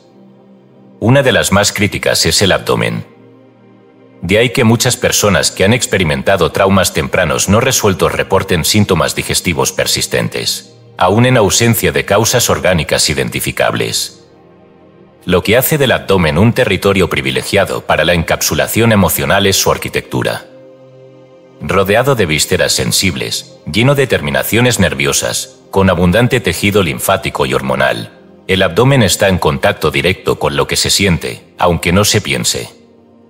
De hecho, podríamos decir que en el vientre se siente lo que el pensamiento aún no puede formular. Y cuando lo que se siente es insoportable, lo que se produce es una especie de sellado energético. Esas emociones se encapsulan, no como ideas sino como cargas. Y esas cargas tienen un efecto magnético, atraen experiencias, personas y eventos que las refuercen. Esta es la base fisiológica y espiritual del concepto de repetición en el campo emocional. Uno repite lo que aún no puede digerir. A nivel práctico, existen técnicas de liberación emocional que trabajan directamente sobre esta zona. Desde los masajes viscerales taoístas, que buscan movilizar memorias atrapadas en el intestino, hasta las prácticas respiratorias profundas como el Liberthin, diseñadas para romper los patrones de contención energética. Pero ninguna de estas técnicas funciona si el sujeto no está dispuesto a ver su propia sombra. Porque lo encapsulado en el abdomen no son solo residuos emocionales, sino decisiones evitadas, emociones reprimidas, palabras no dichas, acciones postergadas. Cada dolor intestinal persistente puede ocultar un mandato interno desoído, una verdad silenciada, una injusticia aceptada por miedo. La inflamación del colon puede ser, en ciertos casos, la forma en que el cuerpo denuncia lo que el alma calla. La culpa, en particular, tiene una afinidad electromagnética con el intestino. El judaísmo místico vincula el colon con la energía de Din, juicio, mal encauzada. En el Zohar se afirma que cuando el juicio no puede ascender, desciende y permanece en los intestinos del hombre. Este descenso simbólico indica que la culpa no resuelta, por actos reales o por patrones heredados, busca manifestarse en la zona más terrenal del cuerpo. En la nueva medicina germánica, desarrollada por Rike Gerhame, se propone que los conflictos de territorio, dignidad y poder personal no expresado afectan el intestino y el recto, generando alteraciones que son muchas veces interpretadas como enfermedades sin causa precisa. Aunque este modelo ha sido criticado por sectores de la medicina tradicional, ha despertado el interés de investigadores que encuentran en él una cartografía psicosomática coherente y precisa. El vientre, entonces, no es solo una fábrica digestiva, es un contenedor de sombra. Es el guardián silencioso de lo que no hemos querido asumir. Y no basta con saberlo. Hay que actuar sobre ello. La transmutación emocional, desde una perspectiva tántrica, no implica eliminar la emoción, sino reconocer su energía y redirigirla. La ira, por ejemplo, puede convertirse en fuerza de decisión, el miedo, en capacidad de atención, la culpa, en brújula de restauración ética. Pero esto no ocurre automáticamente. Requiere práctica, voluntad y, sobre todo, presencia encarnada. No se puede liberar lo que no se está dispuesto a sentir. Y no se puede transmutar lo que se sigue generando. Como ejercicio, se propone al lector realizar una meditación corporal centrada en el abdomen.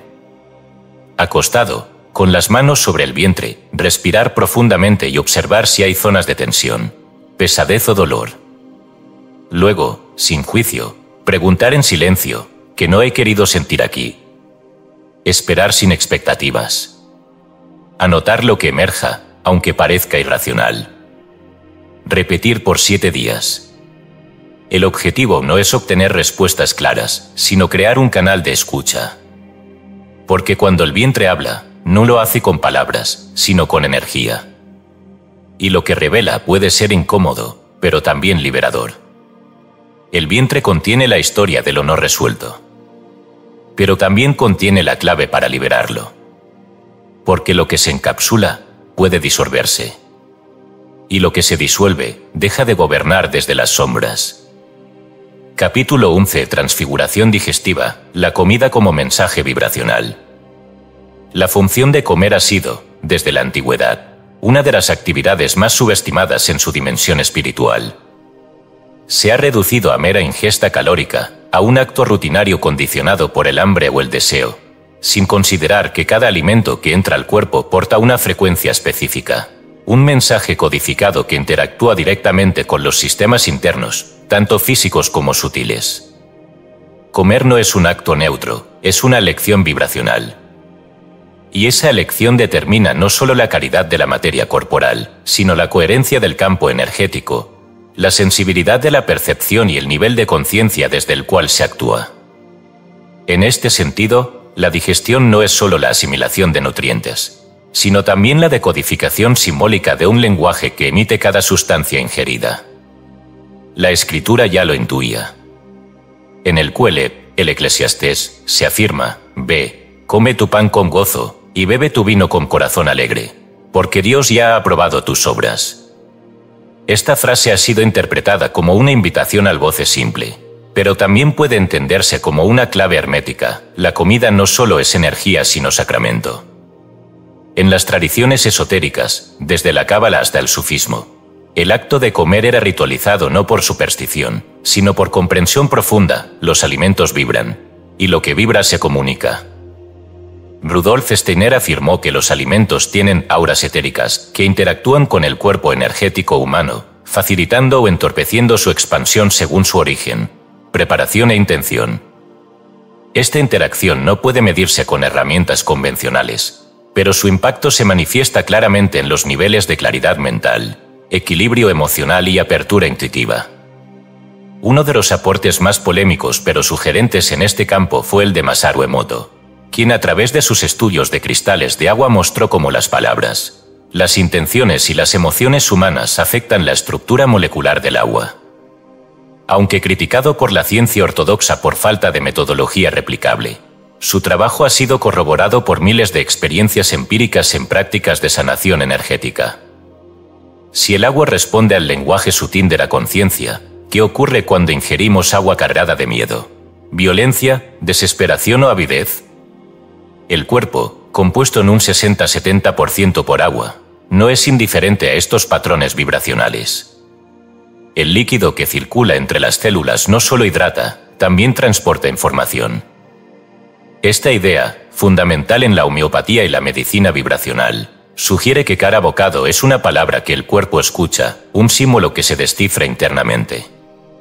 Desde una perspectiva científica, la relación entre alimentación y estados mentales está bien documentada. El eje intestino-cerebro, ya explorado en capítulos anteriores, revela que ciertas bacterias intestinales promueven la producción de neurotransmisores como la serotonina y la dopamina. Esto quiere decir que lo que comemos modula directamente nuestra bioquímica emocional. Pero más allá de esta dimensión neurofisiológica, existe otra capa: la programación energética de los alimentos. No es lo mismo un vegetal cultivado en tierra viva, con exposición solar y cuidado consciente, que uno industrializado, rociado con pesticidas y cosechado en masa. Tampoco es lo mismo ingerir carne de un animal sacrificado con miedo, que de uno que ha vivido en paz. Esta diferencia no solo es ética o ecológica, es vibracional. Lo que se absorbe no es solo proteína, carbohidrato o grasa, sino una historia emocional que se transfiere y reprograma al sistema receptor. El cuerpo se convierte entonces en archivo de los traumas ajenos, si no se come con discernimiento. El tantrismo tibetano enseñaba que la digestión era un acto alquímico en el cual el fuego interior, Agni, debía estar despierto y purificado para transmutar correctamente la información del alimento. No se trataba solo de evitar toxinas físicas, sino de impedir que el karma vibracional de lo ingerido alterara la claridad de la mente y la pureza del canal espiritual. De hecho, muchos yogis no comían en cualquier lugar, ni de cualquier persona, porque sabían que el alimento, al entrar en comunión con su campo, podía alterar su estado interno. Esta sabiduría también está presente en el cristianismo original, donde la Eucaristía no era una metáfora, sino un acto de transfiguración. Comer el cuerpo y la sangre no simbolizaba violencia, sino vibración, recibir en la materia un mensaje de luz. Y del mismo modo, cada alimento, aun el más cotidiano, es un mensaje. La diferencia es si ese mensaje eleva, estabiliza o confunde. En la física cuántica, la idea de que el observador modifica lo observado se aplica también a la comida. La intención con la que se prepara, la atención con la que se recibe y la conciencia con la que se mastica, modifican el campo de la sustancia ingerida. Estudios en neuroastronomía han mostrado que el estado mental del comensal altera la forma en que los alimentos son digeridos. Una comida ingerida con ansiedad genera respuestas inflamatorias más altas que la misma comida ingerida en calma. Este hecho, empíricamente demostrado, abre una puerta que la ciencia aún no cruza. Si el estado de conciencia del sujeto modifica la biodisponibilidad del alimento, entonces la digestión es un proceso espiritual. Y si es un proceso espiritual, entonces exige una liturgia mínima, silencio, gratitud, presencia. El estómago es una cámara simbólica donde se realiza una especie de transubstanciación. Lo externo se hace interno, lo ajeno se hace propio. Por tanto, no puede ser neutral lo que se ingiere. Al comer basura emocional, aunque sea orgánica o vegana, se transfiere una distorsión al sistema que debe luego purificarse mediante esfuerzo adicional, sueño, ejercicio, oración, catarsis. Esto explica por qué muchas personas, aun comiendo sano en términos nutricionales, no logran estados de lucidez o paz interna, porque no es solo lo que se come, sino cómo y desde dónde se come. Comer con resentimiento, prisa o aburrimiento produce una digestión psicoenergética deficiente. Comer con conciencia, devoción o gratitud transforma la materia en energía disponible. En este punto, no se trata de elegir una dieta específica, sino una vibración de presencia. A modo de práctica, se sugiere al lector realizar durante 7 días un ejercicio de reprogramación vibracional alimenticia. Antes de cada comida, por breve que sea, colocar las manos sobre el plato, cerrar los ojos y repetir en silencio: todo lo que contiene este alimento se vuelve luz en mí. No se trata de invocar milagros, sino de activar una conciencia distinta. Al terminar de comer, anotar brevemente cómo se sintió la experiencia. Al final de la semana, revisar si hubo cambios en la energía, la lucidez o la estabilidad emocional. Esta práctica, tan simple como profunda, empieza a desactivar la automatización digestiva e inaugura un nuevo tipo de relación con lo comido. Comer no es solo nutrirse. Es dialogar con el universo. Cada alimento es un símbolo, una palabra viva que el cuerpo escucha. Aprender a comer es aprender a leer la vibración de lo que se incorpora. Y lo que se incorpora, si se elige con conciencia, se convierte en luz útil, en energía pura al servicio del alma. Capítulo 12. El abdomen oracular, cómo escuchar al segundo cerebro. Durante siglos, las civilizaciones antiguas recurrieron a oráculos para consultar aquello que la mente racional no podía resolver. En Delfos, en el templo de Apolo, la Pitia pronunciaba sus visiones en un estado alterado de conciencia inducido por vapores subterráneos. En Egipto, los sacerdotes se sumergían en ayunos prolongados antes de recibir las respuestas de Tot. En América precolombina, los sabios nahuas y los curanderos andinos interpretaban los sueños y las señales corporales como mensajes de mundos invisibles. En todos estos casos, se trataba de una epistemología distinta, no la que observa desde afuera, sino la que decodifica desde adentro. La idea central era que el cuerpo, y en especial el abdomen, funcionaba como un receptáculo silencioso de sabiduría. Y aunque la ciencia moderna haya redescubierto esta noción bajo el nombre de sistema nervioso entérico, la profundidad de su dimensión oracular permanece velada a quienes aún creen que el conocimiento solo se origina en el pensamiento articulado. El sistema nervioso entérico, compuesto por más de 100 millones de neuronas distribuidas en el tubo digestivo, opera con una relativa autonomía respecto del cerebro cefálico. Este complejo entramado regula motilidad, secreciones y procesos inmunitarios, pero también responde de manera directa a estímulos emocionales y perceptivos. Estudios del Dr. Michael Gerson, pionero en la investigación del segundo cerebro, han demostrado que el intestino posee capacidad sensorial, memoria celular y emisión de neurotransmisores como serotonina, en niveles incluso superiores al cerebro craneal. Esto no convierte al abdomen en una mente racional, pero sí en un centro perceptivo capaz de registrar realidades sutiles antes de que la conciencia reflexiva las traduzca. Y es precisamente esta cualidad de percepción prelingüística la que otorga al abdomen su potencial oracular. Su lenguaje no es el del razonamiento, sino el del registro somático profundo. A nivel místico, este fenómeno ha sido descrito por múltiples tradiciones. El chamanismo amazónico enseña que la información espiritual no entra por los ojos ni por los oídos, sino que sube desde el vientre al corazón. En el budismo tántrico, el hara es el centro de la conciencia no conceptual, y se recomienda meditar colocando la atención unos dedos debajo del ombligo para abrir la voz del silencio. En el sufismo, el verdadero discernimiento se entrena escuchando la vibración del hígado, un modo poético de referirse a la resonancia visceral ante la verdad o la falsedad. Y en la cábala, el sefira de Yesod, que corresponde al abdomen, es considerado el canal donde se decanta la información recibida desde los mundos superiores antes de manifestarse en la acción. Estos sistemas, separados geográfica y lingüísticamente, coinciden en un principio esencial: el vientre no es solo un centro digestivo, sino un radar de realidades sutiles, una interfaz entre lo invisible y lo encarnado. La respiración holotrópica, desarrollada por el psiquiatra Stanislav Grof, ha demostrado que modificar el patrón respiratorio puede generar estados de conciencia en los que el cuerpo, y particularmente el vientre, comienza a emitir información simbólica, emocional e incluso arquetípica. Durante estas sesiones, muchos participantes reportan sensaciones intensas en el abdomen, presión, calor, movimiento interno o descargas eléctricas.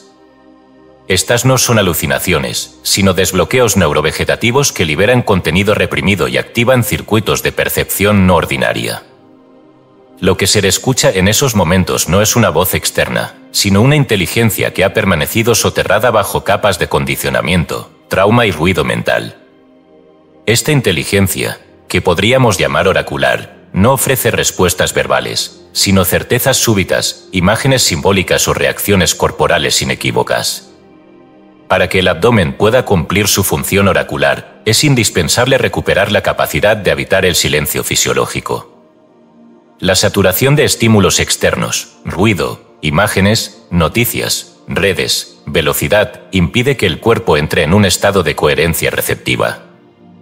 No se trata solo de silencio acústico, sino de una vacuidad perceptiva donde el sistema nervioso pueda entrar en parasimpático profundo. Este estado, medible mediante variabilidad de la frecuencia cardíaca y coherencia corazón-cerebro-intestino, permite que el campo visceral comience a emitir señales que antes estaban anuladas por el exceso de actividad cortical. En términos concretos, cuando el cuerpo entra en una frecuencia de reposo consciente, el abdomen empieza a hablar a través de sensaciones, impulsos y movimientos sutiles que deben ser escuchados sin interpretación inmediata. Un ejemplo ilustrativo: una persona enfrenta una decisión importante, y en apariencia, todos los datos racionales apuntan a una elección determinada. Sin embargo, al cerrar los ojos y centrar la atención en su vientre, experimenta una leve contracción o incomodidad cuando imagina esa opción. Si, en cambio, visualiza otra alternativa, quizá más arriesgada, menos lógica, y siente apertura, ligereza o expansión abdominal, está recibiendo una señal de coherencia interna. Esto no es superstición, sino resonancia neuroentérica. El cuerpo no argumenta, pero registra la verdad antes de que ésta sea comprendida. Ignorar esa señal puede llevar a elecciones forzadas, que luego se experimentan como conflictos internos o síntomas somáticos. En el ámbito terapéutico, algunos abordajes como la Focusing Therapy o Yin Yending trabajan directamente con estas sensaciones sentidas del cuerpo para acceder a información inconsciente. Se parte de la premisa de que el cuerpo sabe, y que sabe antes de que el pensamiento lo nombre. Escuchar el abdomen requiere entonces una metodología: reducir el ruido mental, inducir coherencia fisiológica y entrenar la atención sostenida en las sensaciones viscerales sin interferencia interpretativa. A largo plazo, esta práctica desarrolla un discernimiento interno mucho más confiable que el análisis mental fragmentado. El abdomen, en tanto campo oracular, no responde a preguntas banales ni a manipulaciones egoicas.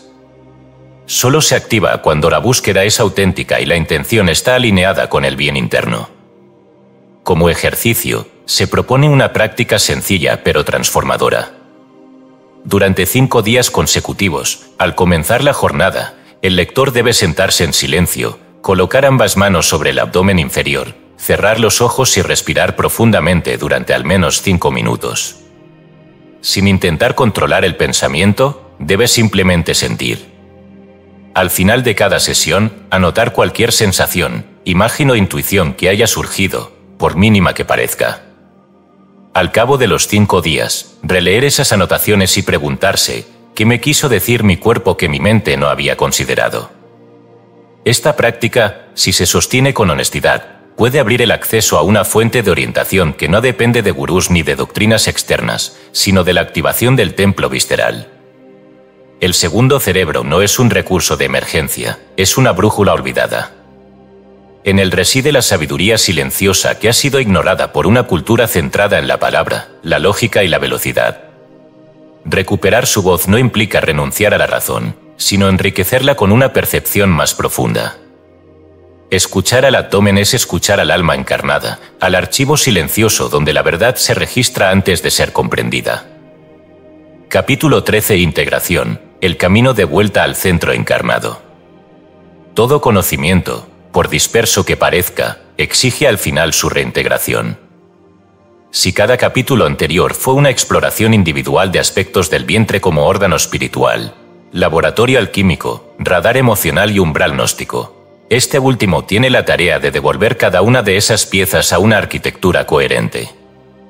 No se trata de un resumen, sino de una síntesis vivencial, convertir los hallazgos en una cartografía aplicable al cuerpo cotidiano. La espiritualidad no consiste en acumular información elevada ni en transitar planos cada vez más etéreos, sino en encarnar con lucidez la conciencia en lo más denso, oscuro y olvidado. Y en esa ecuación, el vientre, ese centro despreciado por la metafísica moderna, emerge como el verdadero altar. No es hacia arriba hacia donde se asciende, sino hacia adentro, hacia el núcleo que pulsa, silencioso, debajo del ombligo. Las grandes tradiciones espirituales jamás extendieron la iluminación del cuerpo. En el Tao Te Ching se afirma que quien conoce a los demás es sabio, pero quien se conoce a sí mismo es iluminado. Quien vence a los demás es fuerte, pero quien se vence a sí mismo es poderoso. Esta frase ha sido leída desde la mente, cuando en realidad alude a un centro operativo inferior, el Ara, el tándem entre vientre y voluntad. Para los sabios taoístas, la iluminación se cocinaba literalmente en el caldero del bajo abdomen, Allí se fundían las energías vitales y espirituales, allí se transmutaban emociones y memorias. La energía ascendía solo después de haberse asentado, digerido, estabilizado. La tradición cabalística no es distinta. En el Zohar, el alma baja en espiral por los niveles del cuerpo y solo se instala definitivamente cuando encuentra un trono firme en las entrañas. En otras palabras, la realización espiritual no es una huida hacia lo abstracto, sino un aterrizaje radical. Este principio ha sido corroborado, desde un ángulo inesperado, por la neurociencia del comportamiento. Los estudios sobre la conciencia corporal han demostrado que el nivel de interocepción, es decir, la capacidad de sentir el cuerpo desde dentro, guarda correlación directa con la claridad emocional, la resiliencia y la toma de decisiones adaptativas. El psicólogo Antonio Damasio lo resume sin ambigüedad: la conciencia no es un producto del pensamiento, sino de la homeostasis. Es decir, de la regulación interna del cuerpo en su vínculo con el entorno. Y el principal generador de esta homeostasis es el sistema nervioso entérico, cuyas señales, cuando son escuchadas, devuelven al individuo a un estado de coherencia basal. La espiritualidad que no reconstituye esa coherencia es solo evasión. El camino de regreso no está en las alturas celestes ni en los discursos iluminados, sino en la humildad de percibir, milímetro a milímetro, el estado real del cuerpo encarnado. Este retorno al centro abdominal requiere método. No basta con afirmarlo conceptualmente, debe practicarse con rigurosidad.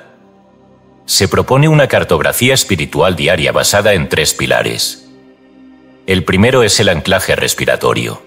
Respirar profunda y conscientemente con énfasis en el abdomen bajo durante al menos 10 minutos cada mañana. Este tipo de respiración no solo oxigena los órganos internos, sino que activa el sistema parasimpático y regula el nervio vago, restaurando la coherencia entre cerebro, corazón e intestino. El segundo es la observación visceral activa. Antes de tomar decisiones importantes o responder emocionalmente, dirigir la atención al abdomen, detectar tensiones, contracciones, movimientos, y discernir qué emoción está operando allí antes que en la mente. El tercer pilar es el ayuno vibracional parcial.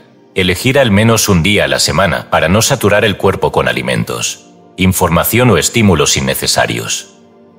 El ayuno, en este contexto, no es privación sino espacio. Espacio para que el vientre vuelva a hablar. Las prácticas espirituales tradicionales sabían esto. En el Evangelio de Tomás, Jesús declara: «Bienaventurado el león que el hombre comerá, pues el león se convertirá en hombre. Pero maldito el hombre que el león comerá, porque el león se convertirá en hombre». Esta sentencia, críptica para muchos, ha sido interpretada por ciertos gnósticos como una advertencia sobre lo no digerido. El león es lo instintivo, lo emocional, lo digestivo. Si lo enfrentamos conscientemente, se convierte en fuerza integrada. Si lo evitamos o negamos, nos devora desde dentro. El vientre es ese león. Si lo habitamos, nos transforma; si lo abandonamos, nos traerá con su sombra. La ciencia moderna ha dado también nombres a estos procesos. La epigenética ha demostrado que los estados emocionales sostenidos reprograman la expresión genética. La microbiota intestinal no solo responde a la alimentación, sino al estado anímico prolongado. La ira crónica, el miedo reprimido, la culpa heredada no son solo emociones. Son códigos bioquímicos que alteran la flora digestiva, modifican la permeabilidad intestinal y debilitan el sistema inmunológico. Cada pensamiento tiene un correlato visceral y cada omisión emocional deja huella en el vientre. Por eso, integrar el centro encarnado no es una opción estética o filosófica, sino una necesidad biológica, espiritual y psicológica. Hay un punto clave en esta cartografía: no se puede habitar el centro sin vaciar lo que lo ocupa indebidamente. No se puede acceder al trono del saber interior si el vientre está lleno de residuos emocionales, creencias ajenas o alimentos que intoxican más que nutren. El regreso al centro exige una poda constante. No para castigar el cuerpo, sino para abrirle espacio a lo que verdaderamente quiere emerger desde lo profundo. Cada día puede convertirse en una liturgia del descenso, no buscar lo que nos eleve, sino permitir que se exprese lo que ya nos habita. El cuerpo humano fue diseñado para la iluminación encarnada, no para la negación del mundo. El vientre no es una parte sucia ni animal, sino la región más noble del alma en proceso de integración. Escuchar su lenguaje, sentir su pulso, descifrar sus silencios, es volver al origen. En ese lugar no hay ideologías ni promesas celestes, solo presencia. Una presencia que sabe lo que tú no sabes que sabes. Y al saberlo, te devuelve a ti mismo.